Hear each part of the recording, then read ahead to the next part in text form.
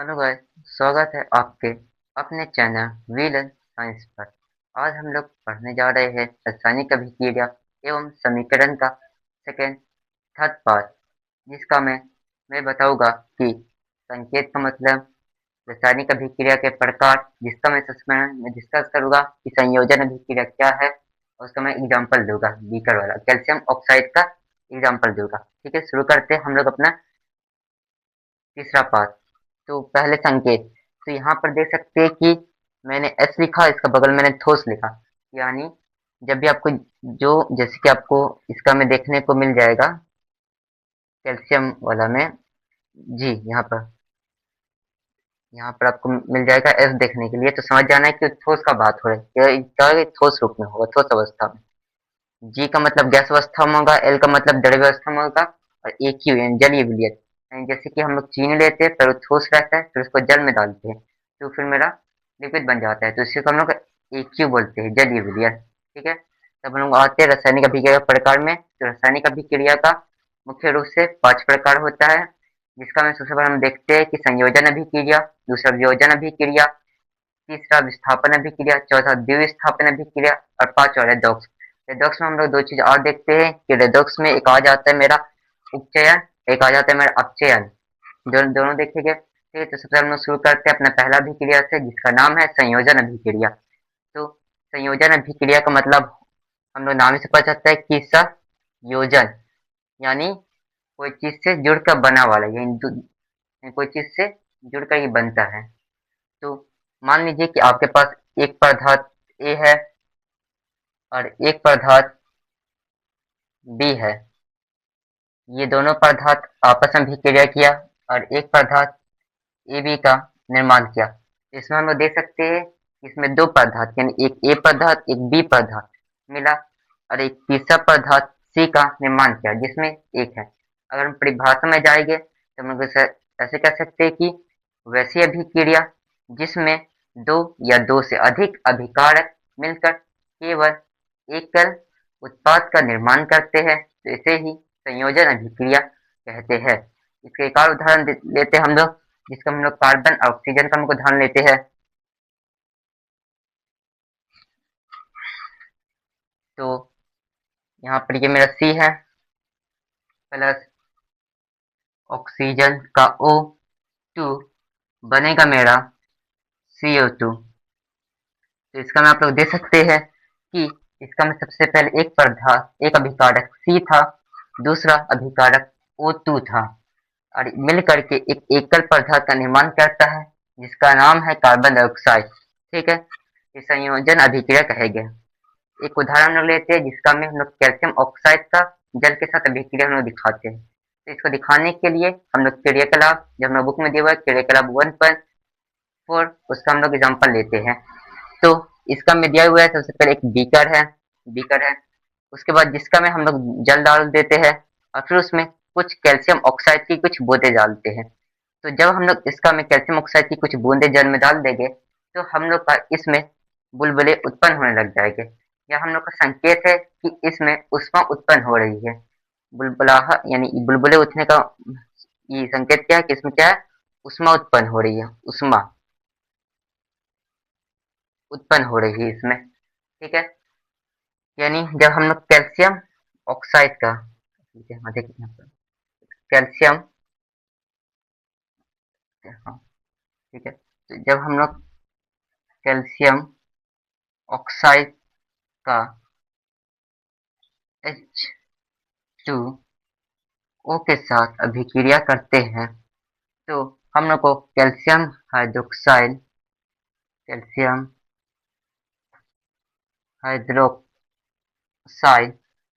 Plus उष्मा क्या होती है, प्राप्त होती है, कैल्शियम ऑक्साइड। ठीक है, आप लोग आप लोग इसे देख लीजिए एक बार। ठीक है, कैल्शियम ऑक्साइड हमें इसमें प्राप्त हो जा रहा है। ठीक, तो ये भी मेरे एक तरह का संयोजन अभिक्रिया है, क्योंकि इसमें एक पदार्थ कैल्शियम ऑक्साइड है और दूसरा पदार्थ जल है, और हम लोग को कैल्शियम हाइड्रोक्साइड प्राप्त हो रहा, और साथ में हम लोग को एक उसमें भी प्राप्त हो रहा है। एक नंबर के लिए क्वेश्चन आ जाता है कि संयोजन अभिक्रिया का उदाहरण दे, तो आप ये वाला उदाहरण दे सकते हैं। तो इसका एक और उदाहरण हम लोग लेते थे जो हम लोग को शोषण से मिलता है, जिसका में हम लोग लेते हैं उदाहरण एगो यहाँ पे, जिसका में सी शोषण समय ये गैस है, जब मीथेन गैस है, ये कौन है, ये मीथेन, ये मीथेन गैस है,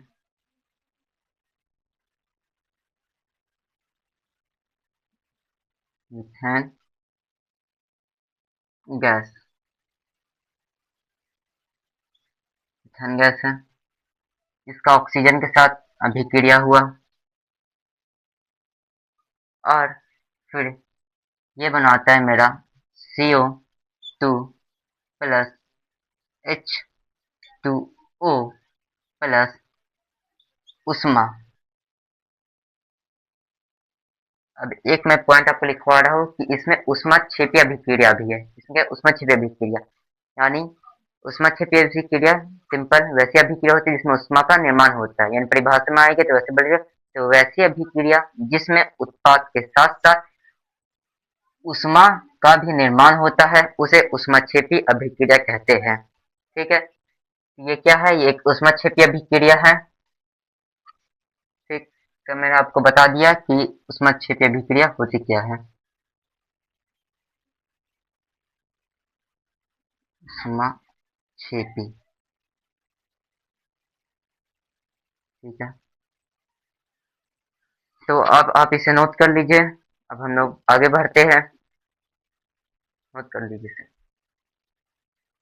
तो यहाँ पर हम लोग आगे बढ़ते हुए देखते ही हम लोग कुछ उदाहरण लिए है, ऊष्माक्षेपी का उदाहरण लिए जिसका में ये मेरा मीथेन गैस है, ये मीथेन गैस से मैं बताया था, ऑक्सीजन के साथ अभिक्रिया करा, CO2 H2O और ऊष्मा का निर्माण कर दिया है। ठीक है, अब यहाँ पर आते हैं ऊष्माक्षेपी का उदाहरण है, फिर यहाँ पर आते हैं जिसका में मेरा हमको दिख रहा है, ये ग्लूकोज का फॉर्मूला होता है, ग्लूकोज का बायोलॉजी में पढ़ेंगे, इसका ग्लूकोज का